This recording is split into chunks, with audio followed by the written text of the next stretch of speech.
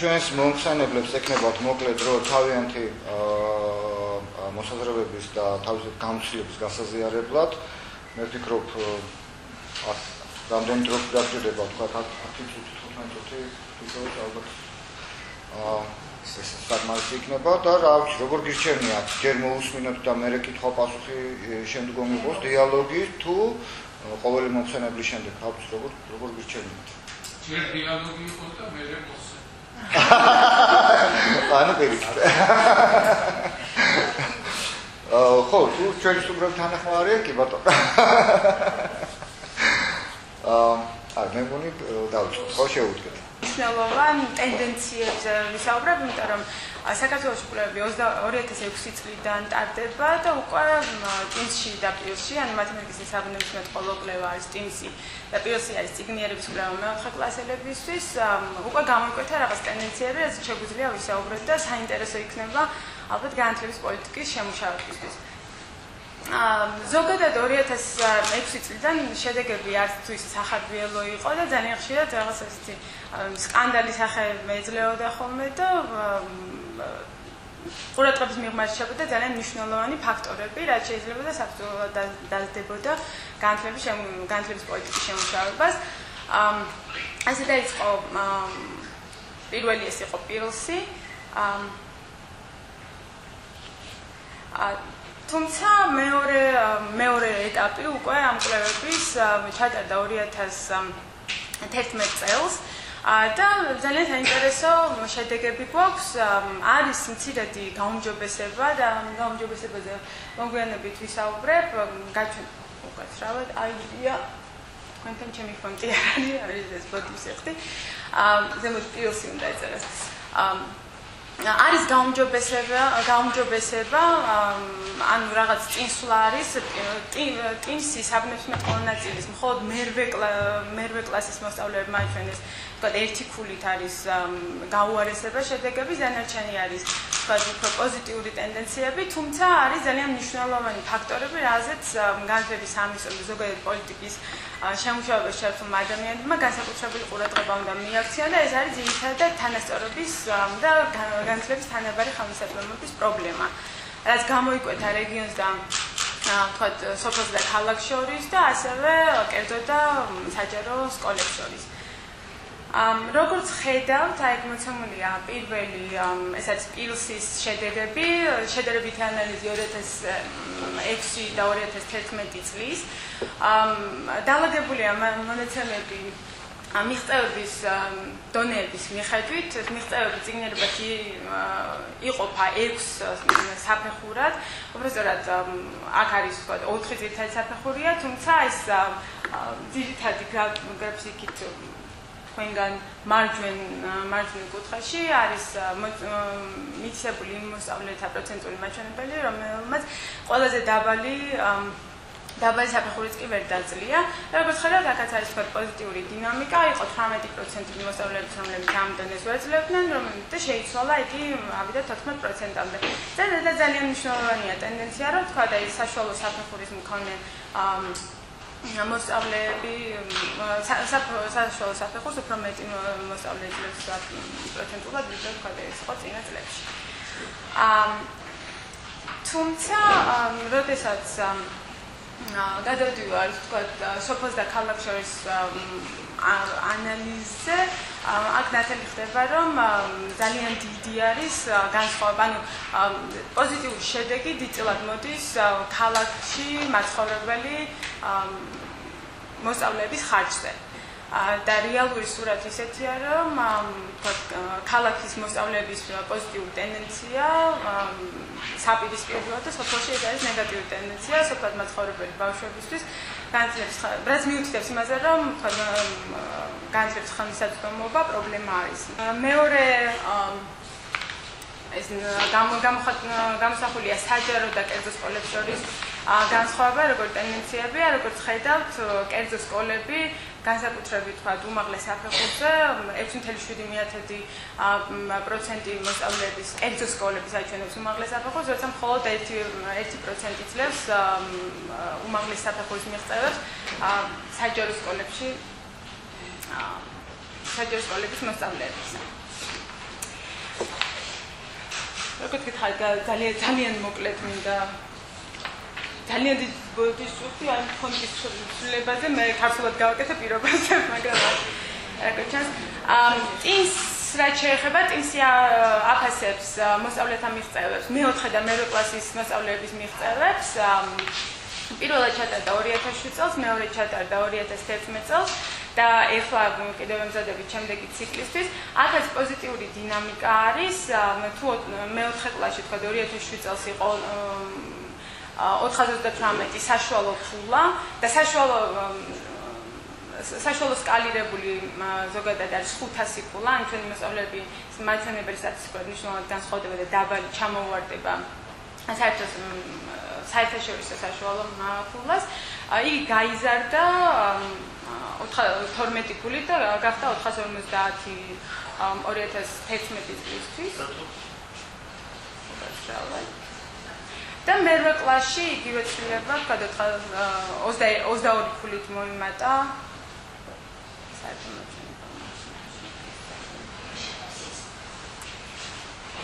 ალბათ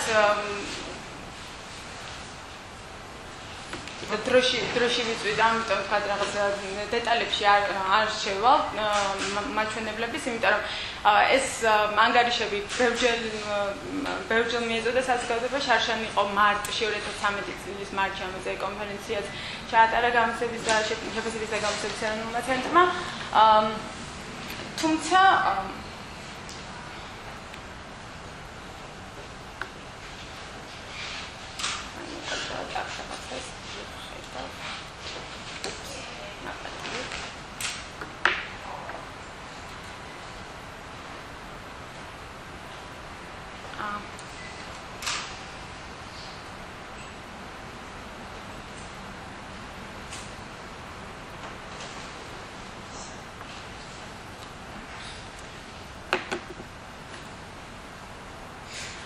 აქ რაღაც არის, ამიტომ რისკს მამინდოდა იმაზე გადავალ. თუ თქვა მანამდე განსხვავება საჯარო და თუნდაც ტიმსის მაგალითზე რომ ვიმსჯელო, თუ საჯარო და კერძო სკოლას შორის განსხვავება იყო თქვა რაღაც 7 ფულა, 2011 წლის მიღწევების შედეგებით ეს არის მე-4 კლასისთვის განსხვავება არის დაახლოებით ზუსტად მახსოვს ჩანაწერი იყო 53 ფულა და მე-8 კლასის შემთხვევაში განსხვავება საშუალო ფულებს შორის არის 64 ფულა. რაც იმაზე მიუთითებს, რომ თქვა განათლების არსებული განათლების სისტემა ვერ უზრუნველყოფს თქვა საჯარო განათლების სისტემა ვერ უზრუნველყოფს არ არის პასუხისმგებელი პოზიტიურ ტენდენციებზე, რაც აისახა და ეს დიდწილად მოდის თქვა იმ სხვა სოციოეკონომიკურ ფაქტორებზე, ოჯახის ფაქტორებზე, რომელიც ქალაქის მოსწავლეებისთვის უფრო ხელმისაწვდომია, ვიდრე სოფლად მაცხოვრებელი მოსახლეობისთვის. და ბოლოს პიზას რაც შეეხება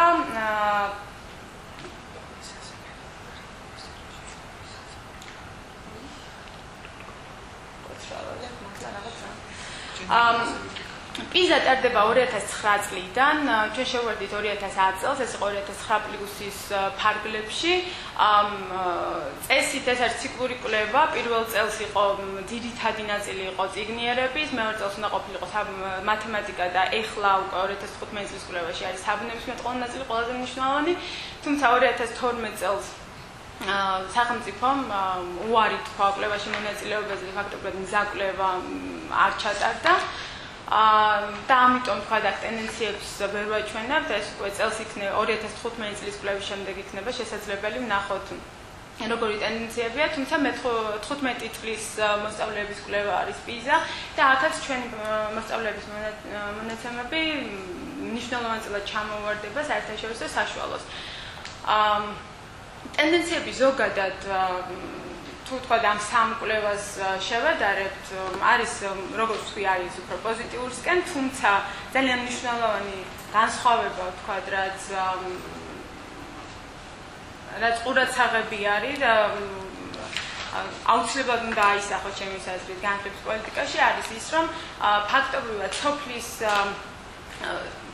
ძალიან ესეთი უკუტენდენციები არის სოფელში, სადაც ვთქვათ უარესდება განათლების ხარისხი, როგორც წიგნებაში, ისე საბუნებისმეტყველო საგნებში, მათემატიკაში და განსაკუთრებით მნიშვნელოვან სხვაობას წლების შემდეგ ვიღებთ კერძო და საჯარო სკოლებს შორის. აი მაგალითად ეს არის პიზას 2009 წლის კვლევა და როგორც ხედავთ, კერძო სკოლის მაჩვენებელი არის საშუალო ფულა, ეს დაახლოებით 480 ფულა და გვერდით ხედავთ საჯარო სკოლას, იგივე სხვაობაა ვთქვათ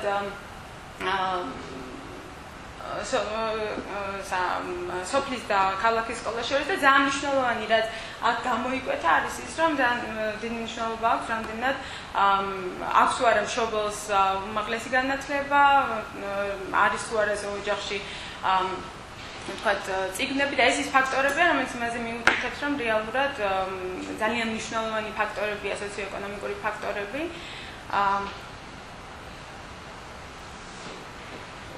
სლაიდები არის წაშლილი. მანამ ჯობს რო ხო, უბრალოდ მე მგონი მართლა რაღაც აიდეა.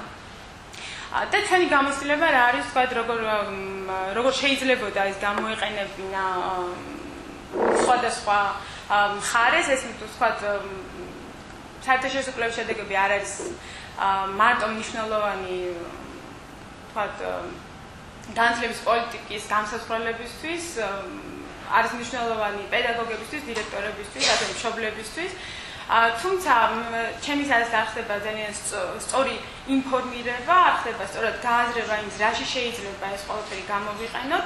ძალიან ხშირად ხდება რაღაცა ის ნეგატიურზე კონცენტრირება და არ ხდება იმის ფაქტორების შიდა ანალიზი, რაც შეიძლება ძალიან მნიშვნელოვანი იყოს განათლების პოლიტიკის შემდგომი ეტაპების დაგეგმვისას და ალბათ ამაზე უფრო ცლად შემდეგ მოხსენებულების შემდეგ ვისაუბრებთ. მინდა ცოტა კრიტიკულად შევხედოთ იმას, რაც მოვაცნით აქამდე. ანუ იმას თუ რამდენად შეიძლება საერთაშორისო კვლევის შედეგები გამოვიყენოთ იმისთვის, რომ პოლიტიკა დავგეგმოთ საქართველოში და რა შეიძლება ამ კვლევების რა შეიძლება იყოს ამ კვლევების გამოყენების უარყოფითი შედეგი.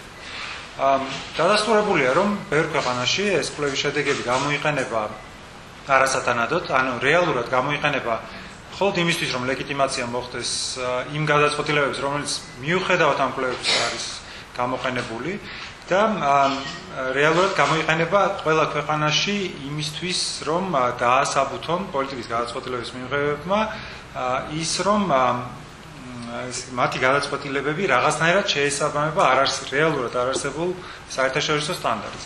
ეს ძალიან სახიფათო ტენდენციაა მსოფლიოში, იმიტომ რომ ინერგება წარმოადგენა, რომ არსებობს განათლება, რომელიც არის უნივერსალური და რომ ყველა ერთს უნდა ჰქონდეს რაღაც საერთო განათლების ტიპი, რომ არ არსებობს ეროვნული ინტერესი განათლების მიმართ, რომ არ უნდა არსებობდეს რეალურად ადგილობრივი საჭიროებების გათვალისწინება და რეალურად არსებობს რაღაც სტანდარტული ცოდნა, რომელიც ყველა მოსწავლეს უნდა ჰქონდეს და რომლის საფუძველზეც, ამ სტანდარტის საფუძველზეც, არა მხოლოდ მოსწავლეები, არამედ ერებიც უნდა შეეჯიბრონ ერთმანეთს. ეს პრობლემა ამ კვლევებს აქვთ ჩვენთან, როდესაც ნათი ამბობდა, რომ უარყოფითზე ხდება გამახვილება, ეს უარყოფითიც ძირითადად არის რეიტინგი, ანუ რომელ ადგილს იკავებს საქართველოს მსოფლიო ქვეყნების რეიტინგი. და ნათი ამაც ახსენა, რომ თქვა ჩვენი მოსწავლეების ფულები რა მდგომარეობაშია საშუალო საერთაშორისო ფულებთან მიმართებაში, თუმცა აქაც თუ კარგად დაუკვირდებით, რაზე გვაქვს საუბარი, აღმოვაჩენთ, რომ ეს არ არის რეალურად საერთაშორისო საშუალო, არამედ არის იმ ქვეყნების საშუალო, რომლებიც იღებენ ამ კვლევაში მონაწილეობას. ეხლა რამდენი ქვეყანა იღებს ამ კვლევებში მონაწილეობას? მსოფლიოში არსებობს 195 ან 196 ქვეყანა, გააჩნია ტაივანს ჩათვლით თუ არა თქვენ სახელმწიფოდ. ამ კვლევებში დაახლოებით 40-დან 50-მდე ქვეყანა იღებს მონაწილეობას. ესე რომ რეალურად, როდესაც ვსაუბრობთ ჩვენს მიმართებაზე საერთაშორისო საშუალო ფულებთან მიმართებაში, აქ საუბარია კონკრეტული ქვეყნების ჯგუფზე, რომლებიც ადგენენ ამ ტესტებს და რომლებიც ადგენენ იმ საშუალოსაც, რომელთან შეჯიბრსაც ჩვენ ვცდილობთ. და ეს ქვეყნები ძირითადად არის დასავლეთ ევროპის და ასევე ძლიერი ეკონომიკის მქონე ქვეყნები, როგორც არის თქვა, ამერიკის შეერთებული შტატები, კანადა, ავსტრალია, ზელანდია და აღმოსავლეთ აზიის ზოგიერთი ქვეყანა კი მხოლოდ ნაწილობრივ იღებს მონაწილეობას. მაგალითად, საქართველოს ისევე რომ მიიღოს მონაწილეობა, როგორც ჩინეთი იღებს მონაწილეობას, ანუ მაგალითად თბილისმა რომ მიიღოს მხოლოდ მონაწილეობა, როგორც თქვა ჩინეთში შანხაი იღებს მხოლოდ მონაწილეობას, შეიძლება ჩვენ ვთქვათ, რომ ძალიან მაგარი შედეგები გვაქვს, ისევე როგორც ამბობს ჩინეთი. ესე რომ ეს კვლევები არის ძალიან ნამდვილად манипуლირებადი. იქიდან გამომდინარე თუ რა პოლიტიკური ინტერესი აქვს ქვეყანას და პოლიტიკური ინტერესები კი ამ კვლევებს უფრო და უფრო მეტად ებმევა იმის გამო, რომ საერთაშორისო ორგანიზაციები ამ კვლევებს იყენებენ ქვეყნების დაფინანსების და საერთაშორისო სხვა პროგრამის შეფასების ინდიკატორებად. მაგალითად, როდესაც მსოფლიო ბანკი იწყებს რაიმე ახალ პროექტს საქართველოში, ის ითხოვს, რომ ერთ-ერთი მთავარი ინდიკატორი წარმატების იყოს სწორედ ამ კვლევებზე დაყრდნობით და არა, თქვა, შიდა წარმატების ინდიკატორი. რაც ძალიან სახიფათოა, იმიტომ რომ რეალურად შეიძლება ჩვენი საჭიროება იყოს ის, რომ არა ის, რომ მაინც და მაინც თქვა, ალგებრის რაღაც კონკრეტული საკითხი ვასწავლოთ მოსწავლეებს, არამედ მაგალითად ვასწავლოთ მოქალაქეებს, როგორ ჩადგნენ რიგში. და სწორედ ეს უნდა იყოს ის, რასაც ჩვენ გავზომავთ ჩვენ წარმატებად და არა ის, რასაც მაგალითად ზომავს თქვა, ჰონკონგი და ფინეთი. რომელსაც აბსოლუტურად სხვა საჭიროებები აქვს დღევანდელ საზოგადოებაში. ახლა რაც შეეხება იმას, რამდენად შეიძლება ამ მონაცემების გამოყენება, თავისთავად ცხადია, რომ ეს მონაცემები არის ღირებული იმ ტენდენციების დასანახად, რაც ქვეყნის შიგნით არის, თუმცა ეს მონაცემები არ ასახავს განათლებას. ეს მონაცემები ასახავს განათლების ძალიან მცირე ნაწილს, რომლის შედარებაზეც ძალიან დიდი აქცენტის გაკეთება ნიშნავს იმას, რომ სახელმწიფო პოლიტიკის ინტერესი გადავა არა ჰოლისტური ცვლილებების განხორციელებაზე, არამედ საკუთარი რეიტინგის გაუმჯობესებაზე, ანუ იქნება კონცენტრირებული საკუთარი რეიტინგის გაუმჯობესებაზე საერთაშორისო ნიშნით, რაც ძალიან მარტივია, თუ ზუსტად იცი, როგორ ტარდება ეს კვლევები და თუ სხვა არაფერი არ გაინტერესებს ამ კვლევების გარდა. ეხლა რაც შეეხება იმას, ზოგადად კვლევა არის თუ არა საჭირო იმისთვის, რომ პოლიტიკური გადაწყვეტილება იყოს მიღებული. ჩვენი იდეალი პოლიტიკის და უმეტესობის წარმოდგენაში პოლიტიკის ფორმირება უნდა მოხდეს შემდეგრაინად. ეს არის რაციონალური მოდელი, როდესაც ჯერ გავიგებთ რა არის პრობლემები, შემდეგ გავგეგმავთ ამ პრობლემების გადაჭრის გზას, შემდეგ განვახორციელებთ რაღაც, შემდეგ შევამოწმებთ, რამდენად განვახორციელებთ ეს კარგად, შემდეგ დავხვეწავთ ამ პრობლემის გადაჭრის გზას და შემდეგ გავზომავთ, რამდენად გვაქვს მიღწეული ეს გზა. შესწავლილია, რომ პოლიტიკის ფორმირება არსად ასეთი რაციონალური გზით არ ხდება. რაც არ უნდა ძალიან გვინდოდეს და ვაკრიტიკებდეთ ჩვენ პოლიტიკოსებს, რომ ისინი ქაოტურად იღებენ გადაწყვეტილებებს და გაუაზრებლად უსისტემოდ და ასე შემდეგ. ეს არის ჩვენი პოლიტიკოსების გამოგონილი გზა. და არსებობს ბევრი თეორია, რომელიც ხსნის თუ როგორ ხდება ხოლმე პოლიტიკის ფორმირება სახელმწიფოებში. მაგალითად, არსებობს თეორიები, რომლებიც ამბობს, რომ პოლიტიკის ფორმირება დამოკიდებულია საზოგადოებაში არსებულ კოალიციებზე. ეს არის ინტერესთა ჯგუფები, რომლებიც სხვადასხვა დროს, სხვადასხვა საკითხთან დაკავშირებით ერთიანდებიან. მაგალითად, დღესაც ხედავთ, რომ საქართველოს მაგალითს თუ ავიღებთ, მაგალითად, სახელმწიფო პროკავშირები პრაქტიკულად გაერთიანებულია რაღაც ინტერესის გარშემო. მაგრამ სხვა შემთხვევაში შეიძლება ეს იყოს აბსოლუტურად საწინააღმდეგო ვითარება. და გვახსოვს ესეთი ვითარებებიც. არსებობს სხვა თეორიები, რომელიც ამბობს, რომ სხვადასხვა მიმართულება პოლიტიკის პარალელურად ვითარდება. მაგალითად, ეს არის კინგდონის თეორია, რომელიც ამბობს, რომ პრობლემების პოლიტიკის და პოლიტიკური გადაწყვეტილებების მიმართულებებია, რომელიც პარალელურად ვითარდება. მაგალითად, ერთი მხრივ ვითარდება ცოდნა პრობლემების შესახებ, მაგალითად, ეს კვლევები გვაჩვენებს, რომ არის განსხვავება ქალაქისა და სოფლის, კერძოსა და ქალაქის სკოლებს შორის რაღაც მონაცემით და შეიძლება ითქვას, რომ თქვა, ვიცით პრობლემების რაღაც ნაწილის შესახებ. ამავდროულად, ამის პარალელურად, მიუხედავად იმისა, რომ ეს პრობლემები შეიძლება მოითხოვდეს რაღაც გადაწყვეტილებებს, მუშავდება აბსოლუტურად სხვა გადაწყვეტილებები. აი მაგალითად, ჩვენთან ამის პარალელურად მუშავდება თქვა სადამრიგებლო საათის პროგრამა, ან თქვა ვითარდება მასწავლებლების პროფესიის შესვლის სქემა, რომელიც პირდაპირ ამასთან არ არის დაკავშირებული. და ამავდროულად ვითარდება პოლიტიკური ვითარება, რაც გულისხმობს იმას, რომ უნდა არსებობდეს პოლიტიკური მზაობა ან მოთხოვნები საზოგადოებაში იმისთვის რომ რაღაც ცვლილებები მოხდეს. როდესაც ეს სამი რაღაც გადაიკვეთება ერთმანეთთან, მაშინ არის შესაძლებელი რომ პოლიტიკური ცვლილება მოხდეს. ანუ თავისთავად არ მხოლოდ კვლევა, არ მხოლოდ დაგეგმა, არ მხოლოდ ეს რაციონალური მიდგომა ვერ გამოიწვევს იმას, რომ იქნება რაღაც წყობრივი სისტემური მიდგომა. და თქვათ იგივე ამ თეორიის მიხედვით არსებობენ ასე ვთქვათ პოლიტიკის მეწარმეები, ასე რომ პირდაპირ ვთარგმნოთ, ის ადამიანები, რომლებიც არის ქართულად არ ვიცი როგორ არის, მაგრამ ჩალიჩობენ, ასე ვთქვათ, იმაზე რომ ეს სამი მიმართულება ერთმანეთთან დააკავშირონ. რაღაცნაირად. ცდელობა კიდე სხვა რამე, აი ჩალიჩი არის, როდესაც უბრალოდ ცდელობა არ არის, ეს არის მოხერხებული მცდელობა იმისი, რომ ადამიანებთან ურთიერთობის საფუძველზე მოახერხო, რომ დააკავშირებინო სხვადასხვა მიმართულების ასე ვთქვათ, მიმართულების მიხედვით ფსონების მქონე ადამიანები ერთმანეთთან, რომ მათი ინტერესები გადაიკვეთოს. ანუ თავისთავად ეს ინტერესი ერთმანეთს არ უკავშირდება ხოლმე. მაგალითად, განათლების სპეციალისტი, რომელიც მუშაობს კონკრეტული პრობლემის გადაჭრის მექანიზმებზე, შეიძლება სულ არ იყოს თანხმედრაში პოლიტიკური მოთამაშეების ინტერესებთან. ანუ პოლიტიკური მოთამაშეები შეიძლება დღეს აინტერესებდათ ის, რომ თქვათ, რაც შეიძლება დიდხანს გაძლონ საკუთარ პოზიციებზე, ხო? ან თქვათ, რაც შეიძლება მეტი ხმა მიიღონ და რაც შეიძლება სულაც არ იყოს დაკავშირებული რეალურ პრობლემებთან. და ხშირად ხდება ხოლმე ამ პრობლემის გამოგონებაც, რომლის მერე გადალახვაც ასე ვთქვათ, ეფექტურად ხდება თავრობიდან თავრობამდე. ანუ რომ შევაჯამოთ ეს ყველაფერი, თავისთავად კარგია, როდესაც მონაცემები არსებობს, მაგრამ ეს მონაცემები არ უნდა იყოს იმის განსაზღვრელი, თუ როგორი უნდა იყოს სისტემა და სამწუხაროდ ეს საერთაშორისო შეფასებები თავს ახლავს ქვეყნებს იმას, თუ როგორი უნდა იყოს სისტემა, იმითი რომ ერთი ბევრი დონორი ორგანიზაცია ამას საკუთარ პროგრამებში დევს, მეორე ის რომ თავისთავად ქვეყნები ცდილობენ საკუთარი ლეგიტიმურობის მოპოვებას საერთაშორისო დონეზე იმითი რომ შეადარონ საკუთარი თავი სხვა ქვეყნის განათლების სისტემებს.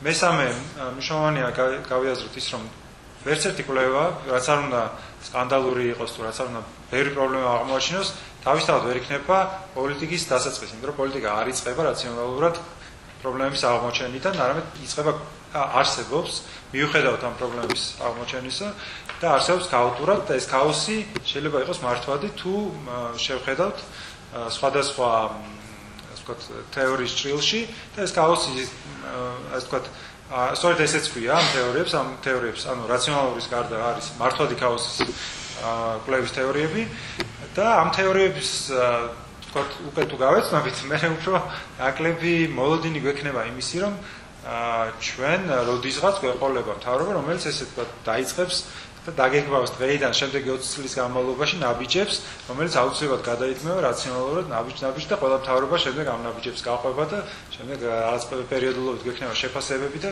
გვეცოდინება რომ სწორად მივიდივართ. დიდი მადლობა. ეს ასეთი არაფერი არ არის. სოფლიოში არ არსებობს. ახლა საქართველოში არსად არის. საქართველოში თუ არსებობს. არსად არის.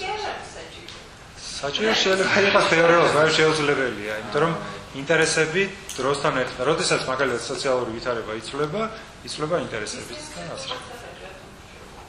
მე დავალოდები დისკუსიის დროს. დიდი მადლობა. მე მგონი უკვე საკმაოდ კარგი როდები შემდგომ დიალოგში ვფიქრობ, ჯობს მოვისმინოთ, რატომ აი ეს გამოსილება და მოსაზრებები აი ვისა და განათლების პოლიტიკის ურთიერთმემართებაზე რაც მოგესალმებით, ძალიან დიდი მადლობა დღევანდელი შეხვედრისათვის. მე გახლავართ განათლების პროგრამების ხელმძღვანელი და ვმუშაობ გაეროს ფონდში, ბავშვთა დაცვის ფონდში, რომელსაც ჰქვია UNICEF-ი. UNICEF-ის ძალიან მოკლედ მოგახსენებთ UNICEF-ის მუშაობის, ასე ვთქვათ, მეთოდიკაზე საქართველოში და მსოფლიოში, როგორც გაეროს ერთ-ერთი სააგენტო, მას ასე ვთქვათ, ციკლური მუშაობა აქვს ყველა ქვეყანაში და საქართველოში ეს ციკლი გამოიხატება 5 წლიან თანამშრომლობაში, როდესაც UNICEF-ი, როგორც გაეროს ერთ-ერთი მოთამაშე და სააგენტო, თანხმდება ქვეყანასთან იმ ძირითად პრიორიტეტებზე, რომელსაც ის რომლის განვითარებასაც ის ხელს შეუწყობს აი 5 წლის განმავლობაში. ამ პრიორიტეტებში რეალურად არის სხვადასხვა სტრატეგიები გამოყენებული თვითონ ამ პრიორიტეტების ასე ვთქვათ განხორციელებისათვის.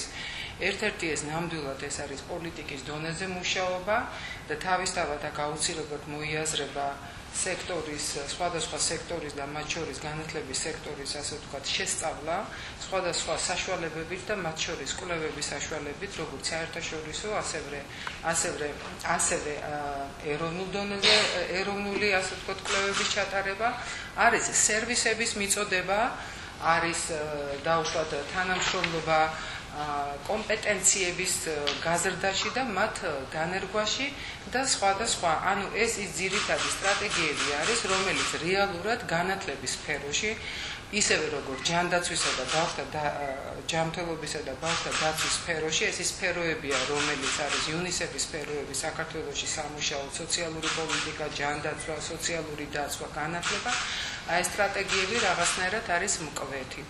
ჩვენ ყოველთვის აპელირებას ვაკეთებთ ძალიან ხშირად კვლევებზე და კვლევის შედეგებზე. თუმცა ძალიან ხშირად ჩვენ გვაქვს ასე ვთქვათ ისეთი პარტნიორული პროექტები, ანუ პროგრამები, ინიციატივები, რომელიც პრაქტიკულად იწყება თემის დონეზე და თვითონ თემის საჭიროებას ზრდის იმ დონეზე, რომ თვითონ აი საჭიროებიდან გამომდინარე საჭირო არის პოლიტიკის განვითარება და უკვე ის გვეუბნება, რომ ახლა საჭირო არის, რომ ჩატარდეს კვლევა თუ რაც ცვლილება მოიტანა ამა თუ იმ ინიციატივამ. ჩვენ ვიზიარებთ საერთაშორისო ხედვას, საერთაშორისო მექანიზმებს კვლევების ჩატარების დროს.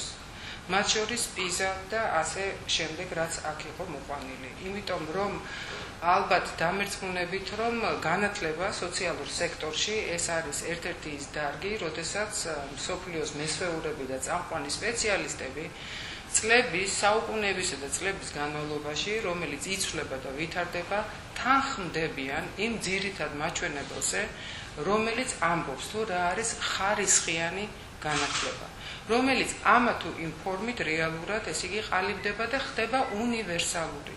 უნივერსალური ნიშნავს, რომ ის უნდა იყოს მისაღები ნებისმიერი ქვეყნისთვის, თუ კი ის რეალურად ეზიარება კონცეფციას და ძირითად მაჩვენებლებს და აქვს ამბიცია, რომ კონდეს ხარისხიანი განათლება.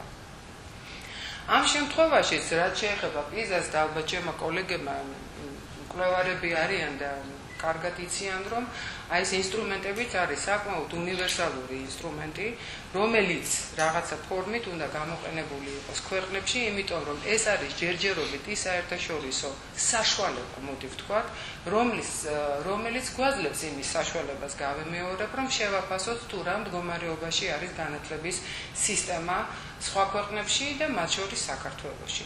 ეს PISA კოლეგებმა ახსენეს, რომ ჩატარდა თავდაპირველად 65 ქვეყანაში და ეს არის ევროკავშირის მონაწილე ქვეყნები. და ის ჩატარდა 2009 წელს. ეს PISA, რომელსაც ასე ხშირად ვიმეორებ და თქვენ კარგად იცით, ეს არის მოსწავლეთა საერთაშორისო შეფასების პროგრამა, რომელიც იკვლევს თუ რა არის ცოდნა და უნარი 15 წლის ბავშვის და რამდენად იყენებს ის თავის ცოდნას და უნარს იმ საჭიროებების შესაბამისად, რომელიც მას სჭირდება, რომელსაც მას სჭირდება რეალიზაციისათვის. PISA რეალურად იკვლევს როგორც წიგნიერებას, ასევე იკვლევს მათემატიკას და იკვლევს ასე ვთქვათ საბუნებისმეტყველო საგანს, რომელიც იცვლება ხოლმე ეს საგანი. და ხდება ასე ვთქვათ შერჩევა ხო სტუდენტების, მოსწავლეების, როდესაც სტარტდება ესეთი კვლევები. 2009 წელს 65 ქვეყანამ მიიღო ამ კვლევაში მონაწილეობა, მაგრამ ამ სიაში არ იყო საქართველო. მხოლოდ 2010 წელს თუ 11 წელს თუ არ ვცდები, მიიღო საქართველომ 10 წელს. 10-მა დამატებითმა ქვეყანამ მონაწილეობა ამ საერთაშორისო კვლევაში. და ამიტომ ის შედეგები გაერთიანდა 2009 წლის PISA-ის ანგარიშის შედეგებში. ჩვენ რო გადავხედოთ ამ შედეგებს და მე თქვენ მოგართვით ეს წიგნები შეიძლება იმ რაოდენობით ვერ არის სამწუხაროდ, მაგრამ შეგიძლიათ წაიღოთ, დასარიგებლად არის, ეს არის როგორც ქართულ ენაზე, ასევე ინგლისურ ენაზე, ორენოვანი არის. ჩვენ იცით დაგებადებათ ისეთი შტაბ-ეშტილება, თუმცა თქვენ ეს იცით ძალიან კარგად, რომ ის კვლევის შედეგები, რაც აქ ძირითადად მოყვანილი არის, შეიძლება სულაც არ განსხვავდება სპეციალისტის შტაბ-ეშტილებისაგან, მოსაზრებისაგან, თეორიებისაგან, რაც ასე ვთქვათ, განათლების სპეციალისტს შეიძლება ჰქონდეს. თუ მიუხედავად იმისა, რომ ის შეიძლება საერთოდ არ იყოს ამ პიზაში ჩართული, ან და თუნდაც მისი რეზულტატები არ იცოდეს. ძნელია არ დაეთანხმო შედეგებს, რაც რეალურად მოტანილია და მხოლოდ აი რამოდენიმე მაგალითად შედეგს მოგახსენებთ, ხომ? არსებობს სტერეოტიპი საქართველოში. მე მოვისმინე რამოდენიმე ხნის წინ 1000 წლეულის გამოწვევის ფარგლებში ჩატარდა კვლევა გენდერულ საკითხებზე, სადაც ჩემს და ძალიან დიდ გასაოცრად ესეთი ასე ვთქვათ შედეგი დაიდო, რომ მასწავლებლები დარწმუნებულები არიან, რომ სასწავლო პროცესში ბიჭები გაცილებით კარგი აკადემიური მაჩვენებელი აქვს ვიდრე გოგონებს. გთხოვთ აი ეს ამას მიაქციოთ ყურადღება.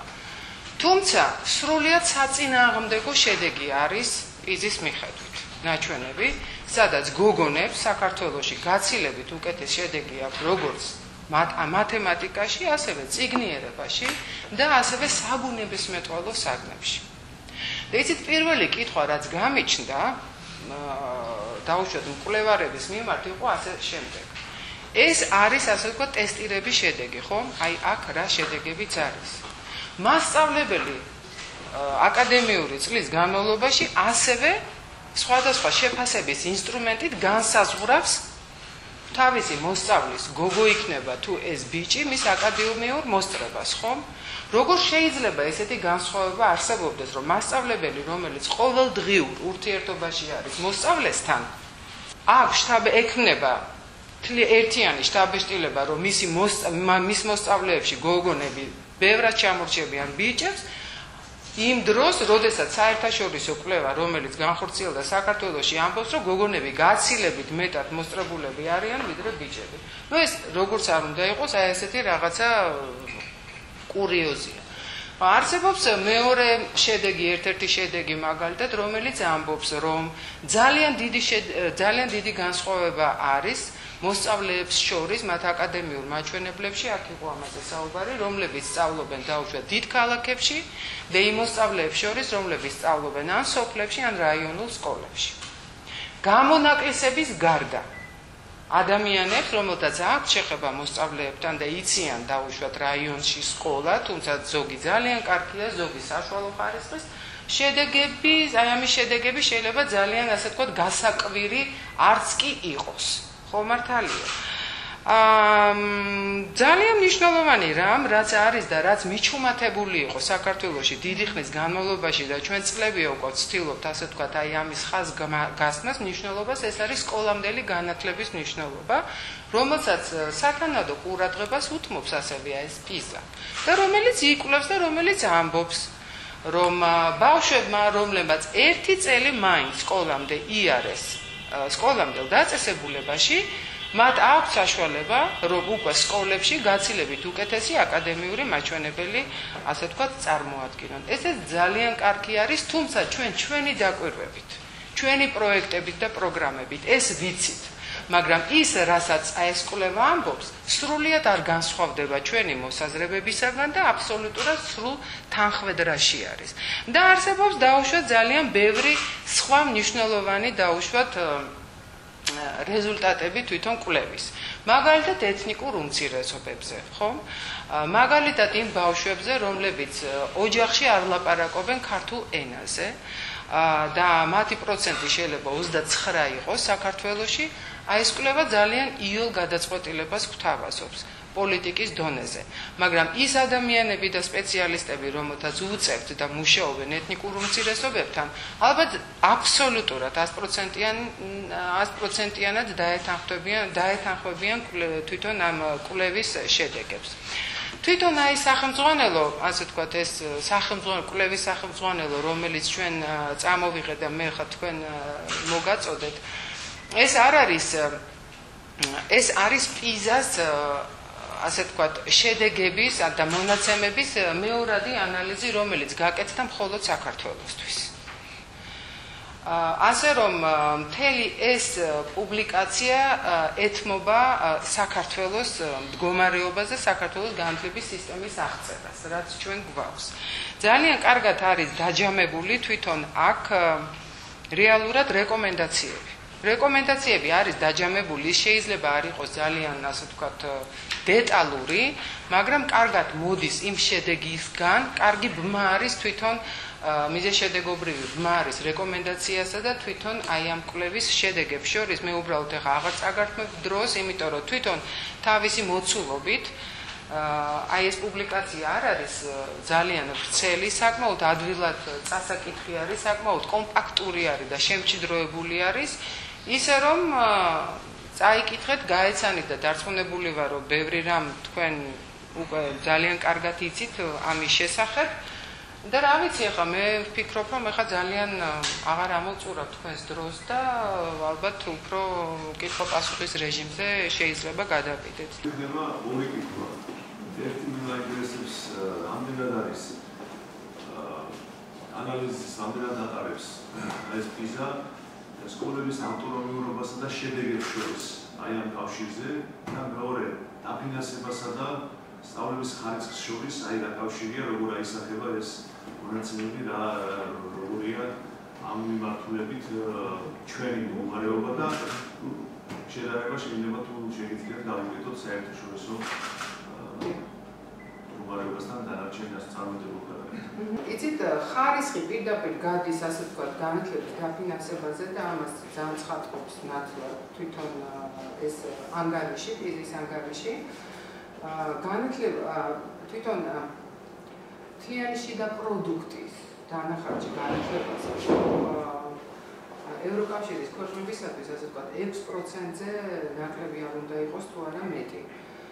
საქართველო ამ პროცენტს ვერ აღწევს.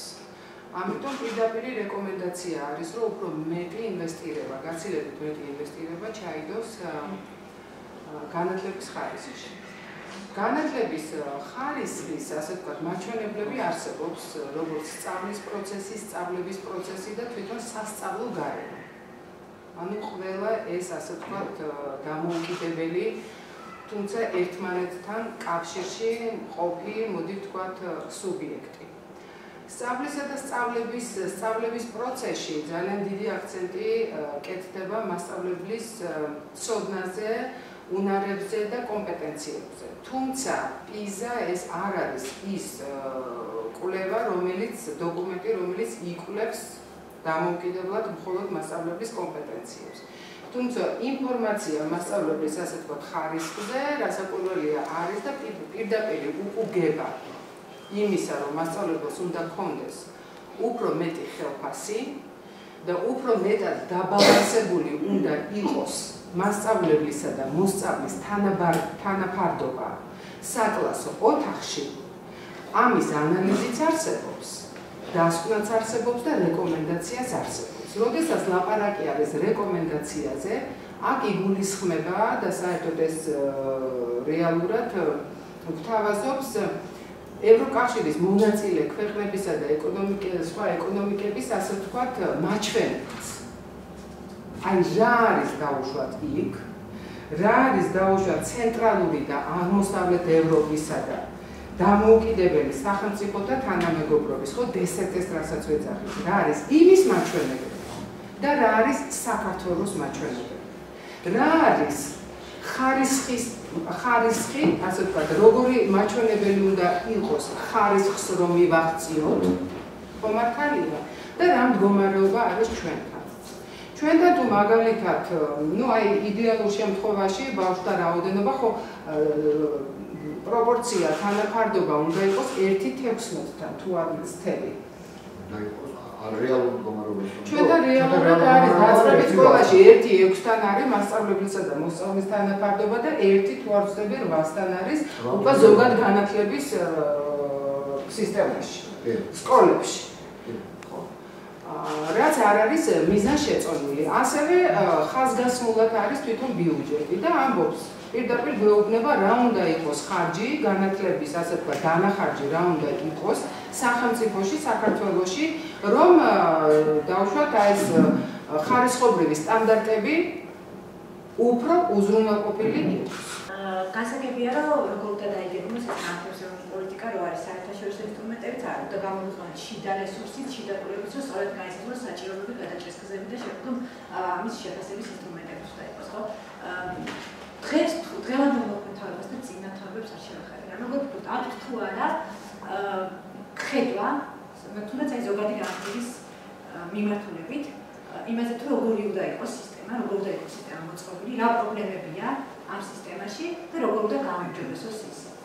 თუ არსებობს ეს დოკუმენტი, არის მენე, რომელიც აი შეაჯამებს, ან აჯამებს ასეთი ტიპის გამოწვევებს, რაც ახლა დგას ქვეყნის წინაშე, მისი გადაჭრის გზებია დასახული და შემდგომ მიზნები, რომელიც ხო, თუ არსებობს ეს დოკუმენტი, თუ არსებობს მე არ ვიცი ნამდვილად რა ვაღიარო და რა თუ გავთქვი, თუ იცის თქვენ რა ხარვეზები აქვს და რამდენად არის ეს სწორად არის თუ არა განსაზღვრული საჭიროებები, რაც ქვეყნის წინაშე ახლა დგას.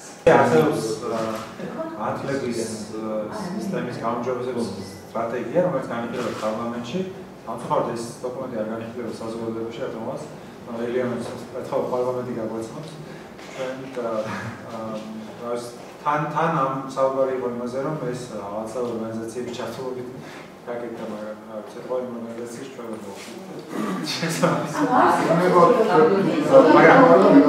რეალურად ჩემი აზრით ამას ძალიან მნიშვნელოვანი მაინც არ აქვს. არსებობს მაგალითად 2007-2011 წლის სტრატეგია, რომელიც საკითხი არ ქონდა 2007-2011-ში რომ მთავრობაში ხალხი მუშაობდა იმათაც კი. ესე რომ სტრატეგია შეიძლება არსებობდეს, რომელსაც არ ამკითხულობს. მე სტრატეგიაში ხელი მოაწერა თავის დროზე არამხოლოდ განათლების სამინისტრომ, არამხოლოდ პარლამენტმა, არამედ UNICEF-მაც, მრავალ ბანკმა, მრავალმა საერთაშორისო ორგანიზაციამ, მაგრამ მთავრობისთვის შემდეგ ეს დოკუმენტი არ იყო მაინც სახელმწიფო დოკუმენტი. ესე რომ ეს სტრატეგიებს აქვს ყოველთვის აქ რაღაც მნიშვნელობა, მაგრამ რომელიც არ არის აუცილებლად მაინც განათლების გაუმჯობესება. მაგალითად, ამ დოკუმენტზე მუშაობა შეიძლება მიაღწევინოს კონსენსუსს სხვა დაპირისპირებულ მხარებს შორის. ანუ თქვათ შეიძლება ის იყოს უბრალოდ შეთანხმება იმაზე, რაც თანხმდებიან და ამ დოკუმენტში არ ეწეროს ის, რაც არ არის თანხმობა. მაგალითად, ამ დოკუმენტზე მუშაობას ხანდახან თან ერთად ჰქონდა რაღაც ოდნის შემოტანა. მაგალითად, ის ძველი სტრატეგიის დოკუმენტი რომ ვახსენე, ეს რეალური შედეგი ამ სტრატეგიის იყო ის, რომ ქვეყანაში გაჩნდა ხალხი, რომელიც ისწავლა სტრატეგიების წერა. იმიტომ რომ ჩამოიყვანეს ექსპერტები, რომლებიც ასწავლიდნენ ადამიანებს, როგორ უნდა ეკონომიკური ნაწილი, როგორ უნდა დაეწერათ, ხო? თავისთავად ის სტრატეგია დაიწერა, პირდაპირ გავსვათ კარტები, დაიწერა იმისთვის, რომ კონკრეტული პროგრამის ფარგლებში მომხდარიყო ის გრანტის მიღება.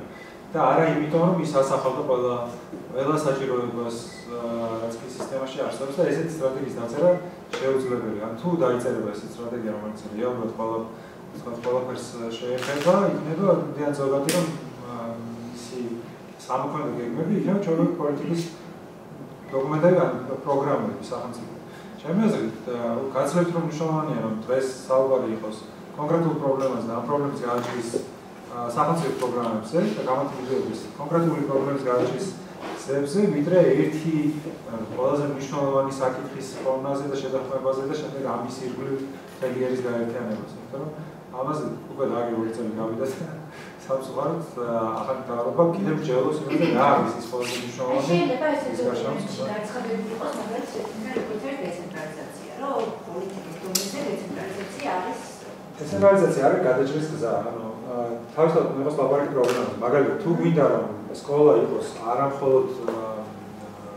არამხოლოდ ტექნიკური საშუალება რაღაცის შეძენის კონკრეტული მოსწავლეებისთვის, არამედ საზოგადოების ფორმირების ერთ-ერთი ინსტიტუტი იყოს, სადაც ხდება ასევე დემოკრატიული ინსტიტუტების განვითარება და ასე შემდეგ. შემდეგ დეცენტრალიზაცია როგორც ინსტრუმენტი უნდა შეფასდეს სხვა ალტერნატივებთან ერთად.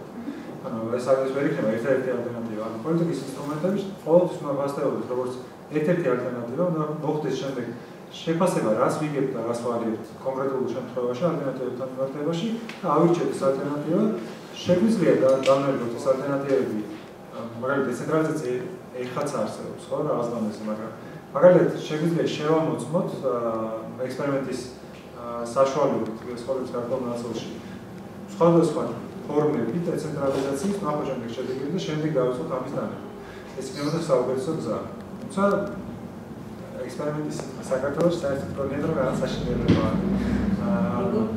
მაშინ როდესაც სოციალური ექსპერიმენტი ტარდება ყველა ქვეყანაში, ყველა საზღვრებში. ეხლა κάποια მაიასწორდა რაღაც გამოდება, მე ბატონსონების და მე ბატონების. იცით რა, მე ძალიან მოკლედ დავამატებ ორ რამეს, ერთი არის თვითონ მიდგომა თუ რატომ არის ქვეყანაში საჭირო განათლების პოლიტიკა და სტრატეგია და მე საკმაოდ აქტიურად ვიყავი სიკოსთან ერთად ჩართული ამ 2007 და 2010 წლის სტრატეგიაში და როგორც თქვენთან ერთად რეალურად ვაკურდებით თვითონ პროცესების განვითარებას, რომელიც არის შემდეგი. არსებობს უამრავი ორგანიზაცია ყველა ორგანიზაციას აქვს თავისი პრიორიტეტი და თავისი ხედვა და ყველა ცდილობს ასე ვთქვათ თავისი ხედვის რაღაცნაირად რეალიზებას და დამკვიდრებას, რომელიც ხშირ შემთხვევაში ძალიან დიდ ქაოსს იწვევს განათლების სისტემაში, დაწყებული მასწავლებლის ზოგადად სკოლის დონიდან, ასე ვთქვათ, შემდეგ დონეებზე თვითონ განათლების და მეცნიერების სამინისტროში. დამეთანხმებით ალბათ რომ საჭირო არის ქაოსის პრევენცია და ნებისმიერ ასე ვთქვათ ქვეყანაში რომელსაც პრეტენზია აქვს განათლების სისტემის განვითარებას და ხარისხიან განათლებაზე მათ აუცილებლად უნდა ქონდეს ერთიანი ხედვა ქვეყანაში თუ რა მოლოდინები აქვს განათლების სისტემიდან რა არის ამ მათი მოლოდინების ხარისხის მაჩვენებელი და რა საშუალებებით დროთა განმავლობაში მოხდება აი ამ ხარისხის კონტროლი და შეფასება. მოდი ვთქვათ აი ეს. და აი ეს ეროვნული ხედვა რეალურად რომ ჩამოვყალიბდეთ და გადავიტანოთ დოკუმენტზე, მას არც მეტი და არც მცირე, მას ქვია უბრალოდ განათლების პოლიტიკა და რა არის მისი პრიორიტეტები და აღსრულების მექანიზმები. ჩვენ როგორც საერთაშორისო ორგანიზაცია ძალიან ვლობირებთ ქვეყანაში და უკვე კარგა ხანია 2007 წლიდან დაწყებული და მერეც რომ ეს ერთიანი ხედვა არსებობდეს, როგორც ერთიანი, ასე ვთქვათ, ქოლგა დოკუმენტი, რომელიც გააერთიანებს მცდელობებს, სხვადასხვა მცდელობებს ქვეყანაში, მაგრამ თუ კი ვინმე თავისი კეთილი ნებით შემოვა და ამ ქოლგის ქვეშ რომელიმე პრიორიტეტს აცდება, მაშინ რეალურად მას აეხსნება, რომ მან უნდა იმუშაოს ამ მარეგულირებელი დოკუმენტის ქვეშ, რომელიც აერთიანებს და გამოხატულება არის არა მარტო რაღაც ხუთკაციანი გუნდის განათლების და მეცნიერების სამინისტროსი, არამედ ეს არის გამოხატულება და ნება სკოლის მოსწავლის საჭიროების და საზოგადოების. ეს არის შეჯერებული, ეს არის საზოგადოებრივებული, როდესაც ყველა მიცის რას ვაკეთებთ და როგორ, მაგრამ ერთი ძალიან დიდი მაგრამ რაც ამ პროცესში არის ხოლმე, ასეთ დოკუმენტებს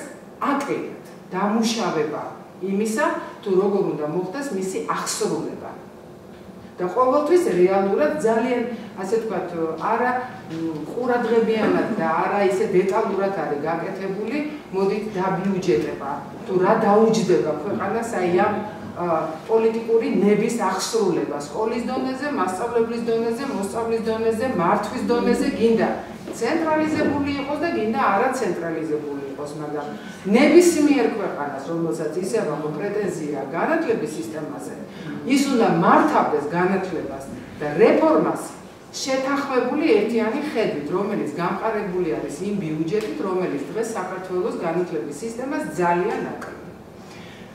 გიორგი დამეთანხმება და სხვაებიც შევეხები მეორე საკითხს, რომ დღეს მიმდინარეობს დიდი მუშაობა და მოძრაობა, რომ რაღაცა ესეთი ერთიანი ხედვა თუ რა გვინდა განათლების სისტემაში, ეს ჩამოყალიბდეს და მოხდეს ამის კონსოლიდაცია.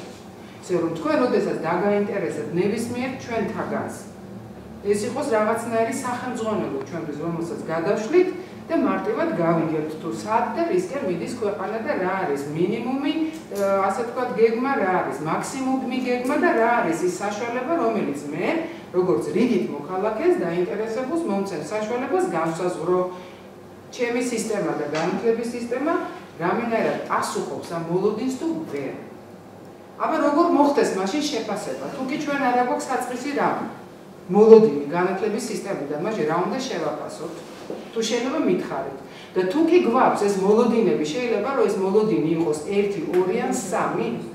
ეს ხომ უნდა იყოს 10 და მეტი. ეს ხომ უნდა იყოს სადმე ძალიან კარგად დოკუმენტირებული. ეს უნდა იყოს გაანალიზებული და დაგეგმილი. და ეს თუ კი არ არის, მაშინ როგორ შევქმნათ ის ერთიანი ეროვნული ერთიანობა განათლების სისტემის გარშემო, რომელიც ქვეყანას ჭირდება. მაშინ გამოვა, რომ ჩვენ ვართ დაქსაქსულები, დაქსაქსული იდეებით და ყველა თავის მცდელობას, ასე ვთქვათ, მიყვება, რომელსაც არც კოორდინაცია, არც შეფასება არ აქვს და საბოლოო ჯამში არც კონტროლის მექანიზმი, რომ გვითხრას, საით მიდის ჩვენი განათლების სისტემა. გიორგის დავუთმობ ახლა სიტყვას, რამე თუ ის ძალიან აქტიურად ჩახედული არის თვითონ იმ ინიციატივაში, რომელიც ახლა განათლების მეცნიერების და სამინისტროს მცდელობით მიმდინარეობს. მე დავამატებდი ხაზგასმით, რომ ყველა შემთხვევაში 2011 იქნებოდა ეს 2010-15-ის ასეთი დოკუმენტის არსებობა. 2016. სტრაშაშკი მარო შექმნა. 2010-15-ის სტრატეგია, დიახ. ის რაზედაც ახლაც მიმდინარეობს მუშაობა და რაზედაც მე გამომავსანა. ეს ყველაფერი ეხება განათლებისა და მეცნიერების სამინისტროს, ანუ სახელმწიფო ორგანოს სტრატეგიასა და პოლიტიკას. არც ერთ შემთხვევაში ჩვენ არ გვაქვს საუბარი, არც ერთ სამივე შემთხვევაში არ გვაქვს საუბარი განათლების ეროვნულ პოლიტიკაზე იმ გაგებით, რა გაგებითაც ერთ-ერთ მოდელში ისაუბრა სიკო პოლიტიკის ფორმირებისას, ხო, როდესაც ინტერესები და პროცესის საფუძველზე შეიძლება რაღაც ჩამოყალიბდეს, სამდება გავიგო რომ აი ერთის მხრივ დიახ, ალბათ იდეალური არის, სასურველი არის, რომ საზოგადოების დიდ ნაწილში და სახელმწიფოში როგორც საზოგადოების ნაწილში და საზოგადოებიდან წამოსულ ნაწილში გაზიარებული იყოს მეტწილად თუნდაც რამდენიმე დებულება განათლების პოლიტიკის შესახებ ეს იდეალური არის. ამისი პრეცედენტები სხვა ქვეყნებში თუნდაც სხვა საზოგადოებაში ნაკლებად გვაქვს და დღევანდელი მდგომარეობა დავუშვათ, რასაც განათლების და მეცნიერების სამინისტრო ამუშავებს და აქვს მცდელობა რომ გაუზიაროს სხვადასხვა ადამიანებს და ჯგუფებს ამ დამუშავების პროცესში შორს არის ორგანიზებული საზოგადოებრივ კონსენსუსზე დაფუძნებული საგანმანათლებლო პოლიტიკის შემუშავების პროცესისგან. მე ამ პროცესში ჩართული ვარ როგორც განათლების და მეცნიერების სამინისტროს დაქვემდებარებული სიტყვის თანამშრომელი და მართლაც ვისურვებდი რომ სინამდვილეში ყოფილიყო მეტი ჩართულობა ორგანიზებული საგანმანათლებლო დაინტერესებული მხარეებისა. კიდევ ერთი მხარე და ძალიან ვთხოვთ რომ გამოვიყვანოთ მოხსენებლის მდგომარეობიდან და გადავიდე ისევ მდგომარეობაში. კიდევ ერთი რამ რაც ალბათ არ უნდა გამოგვიჩნდეს.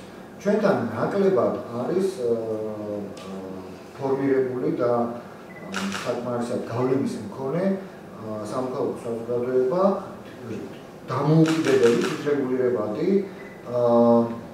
ერთობები განათლების სფეროში. ანუ როდესაც ლაპარაკობთ დაინტერესებულ მხარეთა ჩართულობაზე, ძნელი წარმოსადგენია, რომ რამდენიმე ასეული ან ათეული ათასი ადამიანი ცალკეული იყოს ჩართული ამ პროცესში. ამის მოწყობა ძალიან ძნელია. თუ კი ვინმე მიცით ამის რეცეპტი, გავიზიაროთ. ეს ძალიან ძნელია. რამდენიმე ასეული ათასის ჩართული. ამისათვის არსებობს ხო, ამის გზა არის პლებისციტი რა, რეფერენდუმი კი ბატონო. მაგრამ უმეტეს შემთხვევაში ეს უნდა იყოს ორგანიზებული ჯგუფები ადამიანების, ხო? კვლევარების, პედაგოგების, ადმინისტრატორების, სხვა მშობლების, ყველაზე თავად მოსწავლეების, რაც ჩვენთან ნაკლებად არის განვითარებული სამწუხაროდ. ფაქტ ძალიან საინტერესო შეხედვა პირველ რიგში მინდა მოგახსენოთ. ძალიან საინტერესოა თვითონ შეხვედრის ფორმატი. წარმოვადგინეთ კვლევები, საშუალება გქონდა რომ თუნდაც კვლევების კრიტიკული გამოყენების კრიტიკულ შეფასებაზე კიდევ ერთხელ დავფიქრებულიყავით, მაგრამ დავიწყებ კონკრეტული კითხვით.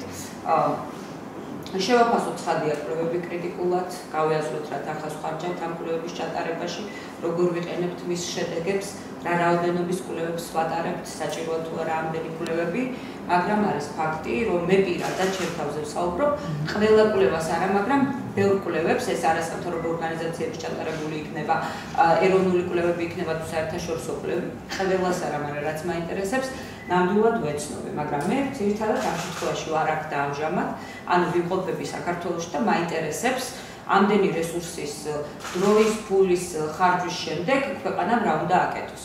ვიცი რამდენიმე ვერსია და ვარიანტი, რაც ზოგადად სხვებს გაუკეთებიათ. მაგალითად, ბატონმა ვლადიმერ პუტინმა, ასე ვთქვათ, როდესაც მან გადაწყვიტა, რომ რეიტინგულ სისტემაში მაღლა ასულიყო რუსეთი, სიკო მოიყვანა ძალიან კაი მაგალითი ჩინეთის, როდესაც ერთი ქალაქი იღებს მონაწილეობას, მან დაამატა ასეთი რამ, რასაც ქვია უროკიჩ წენია. ანუ რუსეთის სკოლებში დაიწყეს, მოკლედ ამ სუფთა წერა რო ქონდა, იმგვარი უროკიჩ წენიას დამატება და ერთი სიტყვით შემდგომი პერიოდის შემდეგ ამ მე მედიაში წავიკითხე, რუსულ მედიაში ხარასაც გიყოფი, აიწია ამ ასე ვთქვათ მონაცემა. კიდე არსებობს მეორე ვარიანტი, რომ მაგალითად კვლევაც არ არის საჭირო იმისთვის, რომ საქართველოში ქართულ მოსახლეობის 22% არის ეთნიკური უმცირესობა, ძალიან ნადული დასათვლელია ეთნიკური უმცირესობის რა რაოდენობა ცხოვრობს კომპაქტურად და ადვილი მისახვედრია, რომ ამ ადამიანებმა არ იციან ქართული ენა. და შესაბამისად სახელმწიფოს გადაწყვეტილება, რომ ამ ადამიანებს ქართული ენა ასწავლოს ან რაღაც ისეთი გარემო შექმნას, რომ ქართული ენა მათ ძალიან ლოგიკურია, მე მინდა ჩემმა ყველა მოქალაქემ იცოდეს ქართული ენა, ამას იტყვის საქართველო. ამ საქართველოს სახელმწიფო მუდმივად უშვებს ასე ვთქვათ პრობლემას. ყველაფერს აკეთებს ცენტრალიზებულად. არ ითვალისწინებს მარნეულში რა სიტუაცია, მარნეულის სოფლის რომელიღაცა იმაში რა ქვია, სოფელში რა სიტუაცია და ასე შემდეგ. შემდეგი კიდევ ისი თქმა მინდოდა. მაგალითად, იმაშიც ვეთანხმები სიკოს 100%-ით, რომ ეგრეთ წოდებული გლობალური პრიორიტეტები გავლენას ახდენს ხოლმე ჩვენს ქვეყანაზე. და ეხლა უბრალოდ კონკრეტული მაგალითი მომაგონდა, რომ აღარ მახსოვს გონი 2006 თუ 7 წელს, აღარ მახსოვს რომელი წელი იყო, გაეროს პრიორიტეტად იყო უსაფრთხოება ბავშვებში. შემდეგ საქართველოში ჩატარდა კვლევა 2007 წლის თუ 8 წლის, გონი UNICEF-მა და 7 და საბოლოო ჯერ სიტუაცია ისე განვითარდა, რომ მანდატურის ინსტიტუტიც კი მივიღეთ როგორც უსაფრთხო სკოლის, ასე ვთქვათ, გარანტი. ანუ ეს გლობალური ტენდენციები ცხადია ახდენს გავლენას. ყველაზე მაღალ ხარისხზე იყო საქართველოს შედიოდა იმ ქვეყნების რიცხვში, სადაც ბავშვის უსაფრთხოება არ იყო ცუდი მდგომარეობა. ძალიან ცუდი რიცხვი 2007 წელს, მაგრამ მე სტატისტიკურად დაიწყო კრიმინალმა სკოლაში. არა, მე ვამბობ UNICEF-ის კვლევა, რომელიც 8 წელს რომ გამოცხადდა. UNICEF-ის კვლევაც საქართველოს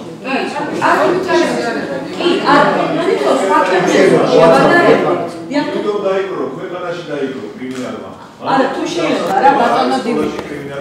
ანუ და საბოლოოდ მივიღეთ, თქვათ, მანდატურის ინსტიტუტი. მე უბრალოდ ეს ყველაფერი გამახსენდა, მაგრამ ჩვენ გვაქვს საერთაშორისო კვლევები. ჩემთვის ამ კვლევის ერთი მონაცემი ის არის, რომ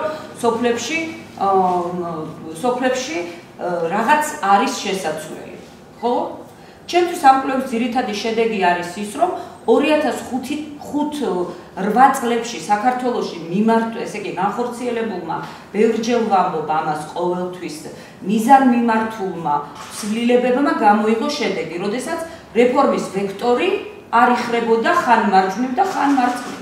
ეროვნული სასწავლო გეგმის შემუშავება, რომელიც კომპეტენციებზეა დაფუძნებული, ეს იყო ამ ქვეყნის ყველაზე დიდი მიღწევა ეკონომიკური განვითარების გვარად, რომელიც ამ ქვეყანაში მოხდა ეკონომიკური განვითარება, სწორედ ქვეყნისთვის ამ უმნიშვნელოვანესი დოკუმენტის პილოტირებამ, დანერგვამ, სახელმწიფოებამ და ასე შემდეგ მოახდინა გავლენა, იმიტომ რომ სწავლების პარადიგმის ცვლილება შესთავაზა ქვეყანა ქართულ სკოლებს და შეიცვალა, ისე არ არის, რომ ჩვენი მასწავლებლები ისევ იყვნენ.